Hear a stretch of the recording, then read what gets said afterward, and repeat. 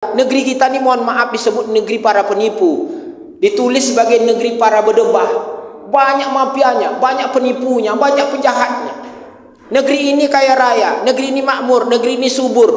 Tapi tak bisa membuat kita sejahtera, tak bisa membuat negeri ini memberi berkah bagi kita. Apa sebab? Karena banyak penipu. Penipunya bukan pejabat aja, kita juga tipu-tipu juga.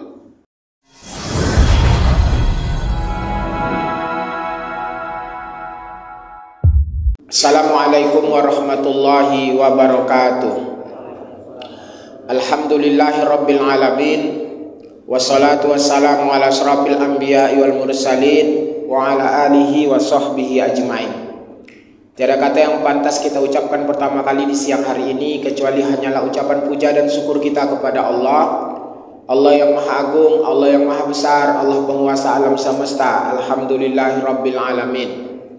Bersamaan dengan itu marilah pula kita mengucapkan salawat untuk Nabi junjungan alam Muhammad Rasulullah sallallahu alaihi wasallam, Nabi yang benar-benar mencintai kita umatnya. Mudah-mudahan kita yang ada di dalam masjid ini pun termasuk umat yang benar-benar mencintai beliau pula. Dan mudah-mudahan nanti di hari kiamat kita semua mendapatkan syafaat dari Rasulullah sallallahu alaihi wasallam. Allahumma salli ala sayyidina Muhammad.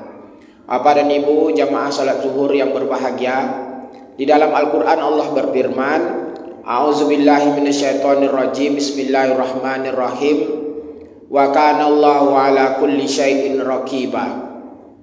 Sesungguhnya Allah itu atas segala sesuatu maha mengawasi. Bapak dan Ibu, tidak ada satupun di muka bumi ini yang luput dari pengawasan Allah. Bahkan daun yang jatuh itu pun itu dalam pengawasan Allah. Kapan dia jatuh, di mana dia jatuh, model apa jatuhnya, itu dalam pengawasan Allah. Semua itu dalam pengawasan Allah. Dan dalam dunia tasawuf, seseorang yang bagus itu, yang soleh itu, yang sampai pada level-level tertinggi dalam ibadah itu, mesti punya sikap apa yang mereka sebut dengan muraqabah. Muraqabah itu apa? Merasa Allah mengawasi. Merasa Allah mengawasi. Dan bulan Ramadan ini sebenarnya kita dilatih untuk itu. Dilatih untuk merasa Allah mengawasi kita dalam apapun keadaannya. Itulah sebabnya kenapa bapak-bapak tak mau pura-pura puasa kan. Kalau kita mau tipu manusia kan mudah sekali puasanya. Kalau makan diam-diam kan bisa, sembunyi-sembunyi minum kan bisa. Tapi mengapa tak lakukan? Karena dalam hati kita ketika berpuasa ini Allah tahu kalau kita makan, walaupun orang lain tak tahu. Itulah muraqabah itu. Padahal kita kehausan, padahal kita kelaparan, kita tahan itu kehausan, kita tahan itu lapar, dan kita tak mau makan dan minum. Kenapa? Karena kita tahu Allah tahu kita melakukan itu, perbuatan yang tak diizinkan itu. Itulah muraqabah itu. Allah maha mengawasi.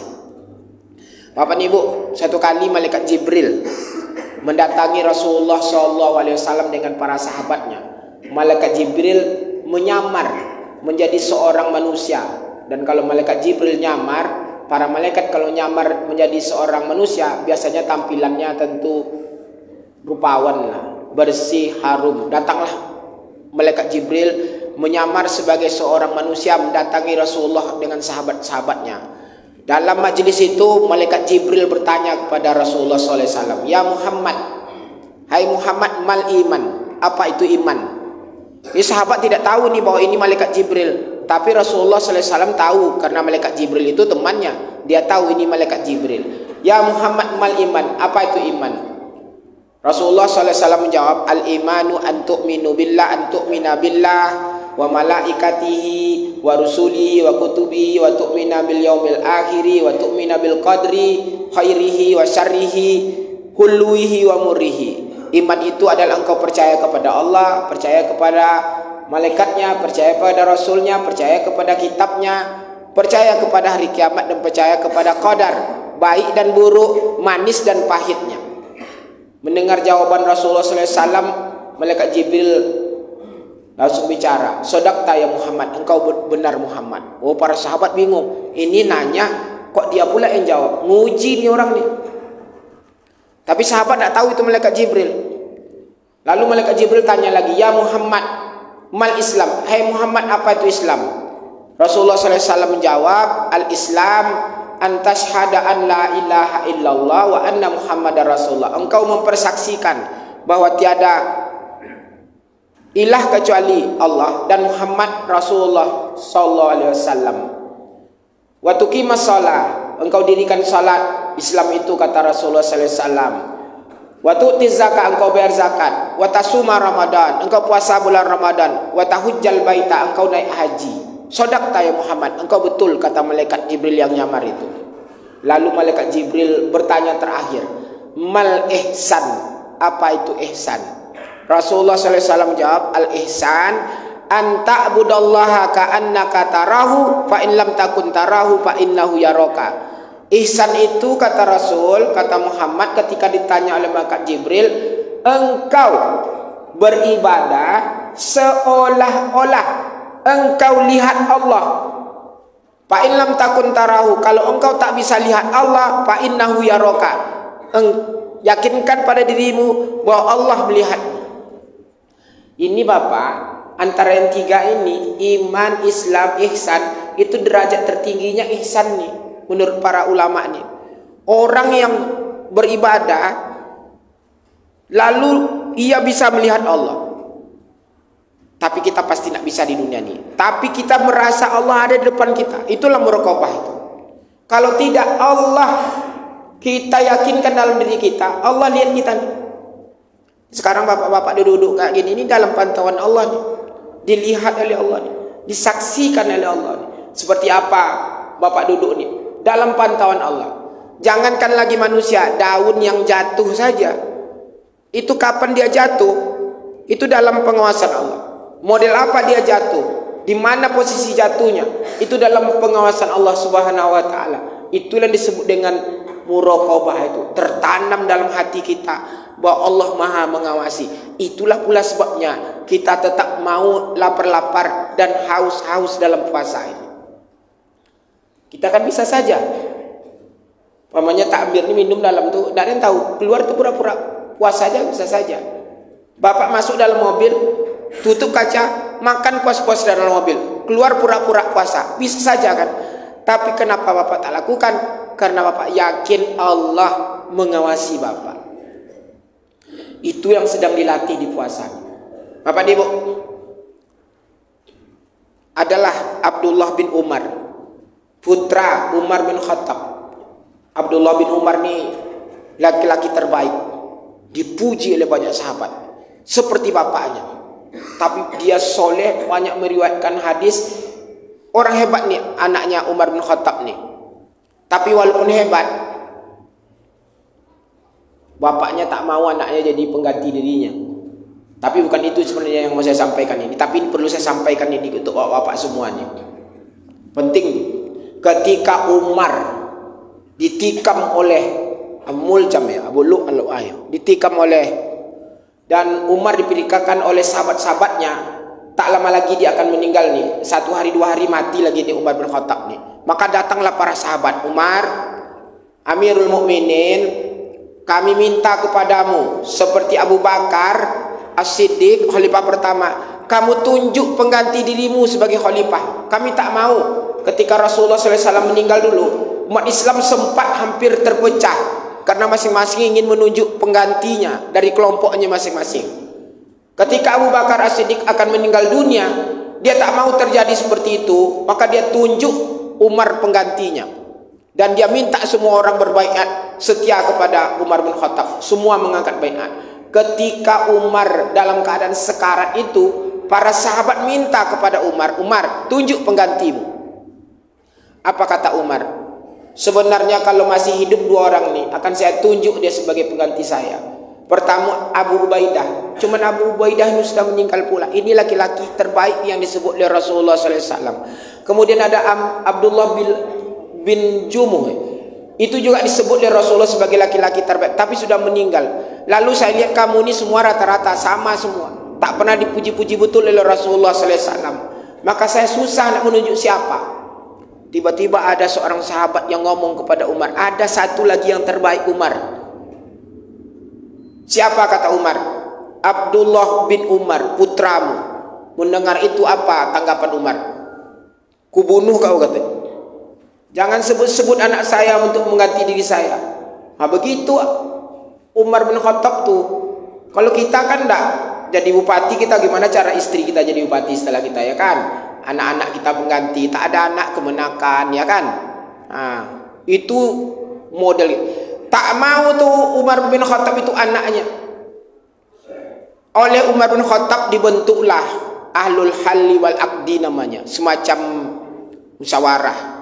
Sahabat-sahabat terbaik dikumpulkan di situ. Masuk tuh Ali bin Abi Thalib, Utsman bin Affan, Zubair bin Awam, Tolha, Abdurrahman bin Auf. Mereka diminta untuk berunding karena mereka orang-orang terbaik. Nak, silahkanlah kalian berunding siapa yang mau jadi khalifah. Ketika dibentuk itu, ada lagi sahabat yang mengusulkan, Umar, masukkan anakmu satu. Dirayu-rayu Umar untuk masukkan anaknya karena Abdullah bin Umar ini memang orang terbaik nih. Setelah dibujuk-bujuk, Umar mau memasukkan anaknya dengan syarat apa? Ia hanya boleh punya hak suara, tapi dia tak boleh dipilih. Anak saya boleh masuk dalam itu, tapi anak saya tak boleh kalian pilih. Tapi dia boleh memberikan suara untuk memilih siapa yang terbaik di antara kalian. Begitu Khalifah Umar bin Khattab tuh. Tapi nak usah itu cerita politik tuh. Tapi mau saya ceritakan tentang Abdullah bin Umar melakukan perjalanan musafir. Dalam perjalanan itu dia ketemu dengan seorang anak kecil yang sedang mengembalakan kambing. Kambingnya banyak. Umar awalnya ingin membeli susu kambingnya, tapi dilihatnya anak ini anak baik nih. Saya mau uji anak ini. Lalu dia rayu anak itu. Wahai anak, mau kau jual kambing itu ke saya satu? Kata Abdullah bin Umar. Apa jawab anak itu? Ya Sayyidi, maaf tuan, innaha laysat li, ini bukan kambing saya. Saya hanya budak yang dipekerjakan oleh tuan saya untuk menjaga kambing ini, mengembalakan kambing ini. Kata anak itu. Lalu Umar mencoba membujuknya. Ini menguji sebenarnya, membujuknya. Kan tak ada tuanmu di sini. Yang ada kan kamu dengan saya. Tak ada yang tahu. Kita berdua aja. Nanti kalau ketahuan oleh tuanmu kurang kambingmu, bilang aja ke tuanmu bahwa kambing kamu dimakan oleh serigala, dilarikan oleh serigala di hutan nih. Bilang aja begitu, kata Umar, kata Abdullah bin Umar kepada anak kecil itu. Riwayat ini menjadi masyhur dan diceritakan di banyak-banyak buku-buku tentang kisah-kisah orang soleh karena jawaban anak kecil inilah. Apa jawaban anak kecil itu ketika dibujuk oleh Abdullah bin Umar bahwa tak ada orang tahu, yang tahu cuman kita berdua. Kalau tuanmu nanti kehilangan, kasih tahu begini. Apa jawaban anak kecil itu kepada Abdullah bin Umar? Dan jawaban anak kecil ini menggetarkan hati Abdullah bin Umar. Pak, katanya, ya Sayyidi, Pak, aina Allah? Kalau begitu, di mana Allah menurutmu? Kalau saya jual ke kamu diam-diam, tuan saya bisa tidak tahu, semua orang bisa tidak tahu, tapi kalau begitu di mana Allah menurut Bapak? Mendengar jawaban itu, Abdullah bin Umar tertegun sambil berkata, "Nak, mana tuanmu? Saya ingin bertemu dengan tuanmu." Diantarkanlah oleh anak ini, Abdullah bin Umar menemui tuannya. Lalu Abdullah bin Umar bilang, "Pak, saya beli budak bapak nih." "Oh, tak bisa, ini budak saya baik nih, jujur orangnya nih, tak bisa. Saya beli seberapapun bapak jual, mahal-mahal saya beli," kata Abdullah bin Umar. Akhirnya dibelilah budak itu. Lalu Abdullah bin Umar membeli beberapa ekor kambing. Lalu anak itu dipanggil, "Kamu sekarang jadi budak saya, karena saya sudah beli. Dulu kan masih ada perbudakan. Dulu kan perbudakan manusia itu bisa dijual belikan. Saya sudah beli kamu, kamu sekarang jadi budak saya. Tapi," kata Abdullah bin Umar, "mulai saat ini kamu saya merdekakan. Dan ini beberapa ekor kambing. Kamu pelihara kambing ini. Kamu orang merdeka sekarang. Kamu bebas sekarang." Sesungguhnya anak itu ketika dia menjawab Pak Aina Allah itu sedang menegaskan bahwa Allah itu ngawasi kita. ada di sini. Allah ada di depan kita, ada di belakang kita, ada di samping kita, dan Allah tahu apa semua perbuatan kita. Pak, kalau sempatlah bapak punya muraqabah nih, bapak pasti tak akan mau lagi berbuat maksiat setelahnya. Tak akan mau nipu-nipu lagi, tak akan mau korupsi lagi, tak akan mau lagi buat yang lain lah. Kalau sempatlah umat Islam yang puasa sekarang di Indonesia nih berhasil muraqabah di puasa ini, dibawa aja di luar puasa, tak ada lagi tipu-tipu daya. Negeri kita ini mohon maaf disebut negeri para penipu, ditulis sebagai negeri para berdebah. Banyak mafianya, banyak penipunya, banyak penjahatnya. Negeri ini kaya raya, negeri ini makmur, negeri ini subur, tapi tak bisa membuat kita sejahtera, tak bisa membuat negeri ini memberi berkah bagi kita. Apa sebab? Karena banyak penipu. Penipunya bukan pejabat aja, kita juga tipu-tipu juga. Kita tidak merasa Allah mengawasi diri kita masing-masing. Banyak penjahat gagal puasa kita sesungguhnya. Setiap tahun kita puasa tidak lalu bisa membuat tertanam di dalam diri kita Allah mengawasi kita. Allah ada di depan bapak sekarang nih, Allah ada di samping bapak, Allah sedang lihat bapak dari atas. Itulah muraqabah itu, dan puasa sedang mengajarkan kita untuk itu. Mudah-mudahan ada manfaatnya. Demikian, terima kasih. Assalamualaikum warahmatullahi wabarakatuh.